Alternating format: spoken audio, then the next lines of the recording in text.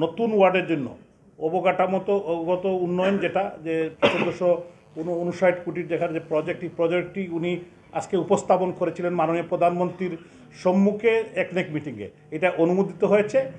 আমরা অত্যন্ত আনন্দিত এবং মাননীয় প্রধানমন্ত্রী জাতির জনকের সুযোগ্য কন্যা রাষ্ট্রনায়ক শেখ হাসিনার প্রতি বিশেষ কৃতজ্ঞতা জানাই। প্রথমেই আমাদের উনি 1459 কোটি টাকা দিয়েছেন আমাদের নতুন ক্যাবিনেটের জন্য অবশ্যই একটি অত্যন্ত খুশির খবর। পরিকল্পনা মন্ত্রী জনাব এম এ মান্নান সাহেব মাননীয় মন্ত্রীকে আমরা দাওয়াত দিয়েছিলাম, উনি এসেছিলেন, গ্রহণ করেছেন। উনি আমাদের বৃহত্তর সিলেটের কৃতি সন্তান, উনি প্ল্যানিং মিনিস্টার। আমাদের যে নতুন ওয়ার্ডের জন্য অবকাঠামোগত উন্নয়ন যেটা যে 1459 কোটির যেখানে যে প্রজেক্টটি উনি আজকে উপস্থাপন করেছিলেন মাননীয় প্রধানমন্ত্রীর সম্মুখে একনেক মিটিংয়ে। এটা অনুমোদিত হয়েছে। আমরা অত্যন্ত আনন্দিত এবং এই কারণেই আপনাদেরকে আমরা কষ্ট দিয়েছি। আপনারা কষ্ট করে এখানে উপস্থিত হয়েছেন। এখানে আমাদের সম্মানিত কাউন্সিলর বৃন্দ উপস্থিত আছেন এবং আমাদের সিটি কর্পোরেশনের চিফ ইঞ্জিনিয়ার সহ সিনিয়র যারা কর্মকর্তা সবাই এখানে উপস্থিত আছেন। তো আমি তাদেরকে ধন্যবাদ জানাই এবং আমরা আশা করব যে আমাদের এই সিটি কর্পোরেশনের আমাদের যাত্রাকালে এবং মাননীয় প্রধানমন্ত্রী জাতির জনকের সুযোগ্য কন্যা রাষ্ট্রনায়ক শেখ হাসিনার প্রতি বিশেষ কৃতজ্ঞতা জানাই। উনি আমার বিশেষ কৃতজ্ঞতা, উনি আজকে আমাদেরকে যে প্রথমেই আমাদের উনি 1459 কোটি টাকা দিয়েছেন আমাদের নতুন ক্যাবিনেটের জন্য অবশ্যই একটি অত্যন্ত খুশির খবর। এবং শুধু আমাদের খুশির খবর না, আপনারা যারা সাংবাদিক আছেন, আমরা যারা সিলেটের মানুষ, সিলেটবাসীকে উনি খুশি করেছেন। সিলেটের মানুষ হিসাবে উনাকে আমরা স্যালুট জানাই, উনাকে কৃতজ্ঞতা জানাই, ধন্যবাদ জানাই। আমি অতীতেও দেখেছি সিলেটের যে কোনো বিষয়ে অত্যন্ত আন্তরিকভাবে উনি আমাদেরকে গ্রহণ করে নেন। প্রবাসীদের প্রতি উনার দীর্ঘদিনের একটি আলাদা ফ্যাসিনেশন এবং যখনই কোনো প্রবাসী রিলেটেড কোনো বিষয় আসে, এয়ারপোর্ট বলেন, বিমান বলেন, সিলেটের উন্নয়ন বলেন, এবং আমাদের দেখেন একটা জিনিস যদি আমরা একটু উপলব্ধি করি, উনি সিলেট 1 আসনের যিনি সংসদ সদস্য জনাব ডক্টর এ কে আব্দুল মুমিন, ওনাকে পররাষ্ট্রমন্ত্রীর দায়িত্ব দিয়েছেন।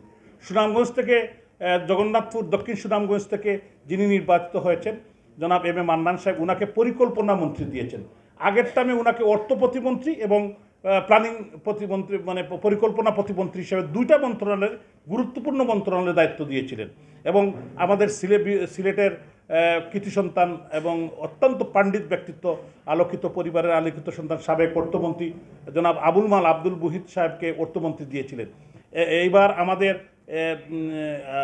জনতা গোয়েন্দাঘাট থেকে নির্বাচিত সংসদ সদস্য জনাব ইমরান আহমদ সাহেবকে প্রবাসী কল্যাণ লেবার মিনিস্টার যেটা হলো হিসাবে ওনাকে দায়িত্ব দেওয়া হয়েছে এবং উনি কাজ করে যাচ্ছেন।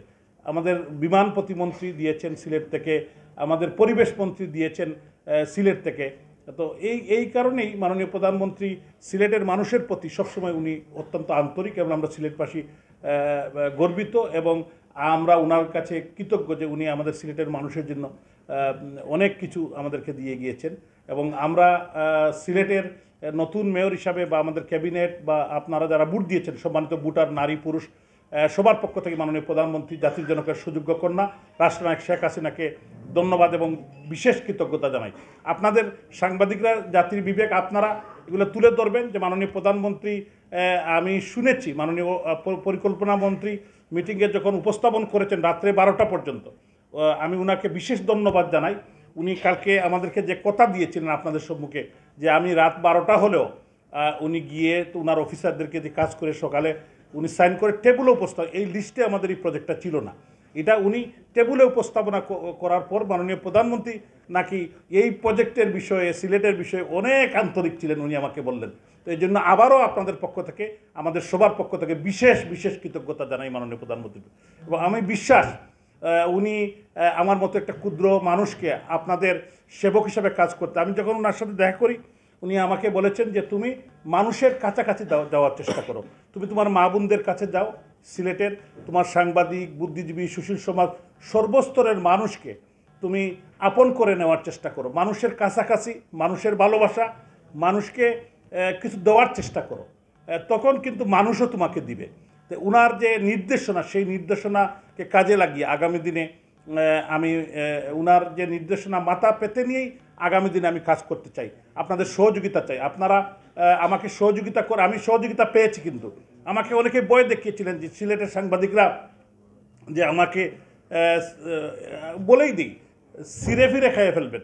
তো আমি কোনো জায়গায় এখন পর্যন্ত কারোর কাছ থেকে কোনো অসহযোগিতা পাইনি, সহযোগিতাই পেয়েছি। এজন্য আমি আপনাদেরকে বিশেষ কৃতজ্ঞতা জানাই।